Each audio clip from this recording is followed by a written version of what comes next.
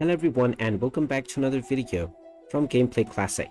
In this video, I'm going to show you how to change your weapons on the Cyberpunk 2077 game. So let's get started right away. Now if you wish to change your weapons within the game, then you will first need to enter your home base and be out of any active missions. Now within your home base, you will see a small door which you can open in order to access your weapon armory.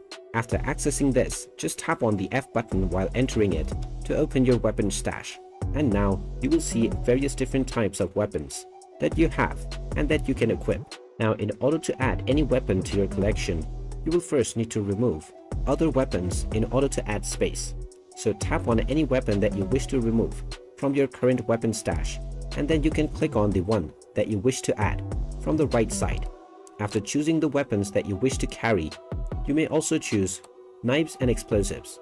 Finally, you can get out of this menu by tapping on the escape button, and now the weapons that you have chosen will be within your arsenal right away. And there you have it. That is how easy it is to change your weapons on the Cyberpunk 2077 game. If you find this video helpful, make sure you hit that like button and subscribe to our channel if you haven't done so already. Also ring that notification bell to never miss another update from us. Thank you for watching, and I will see you again in the next video.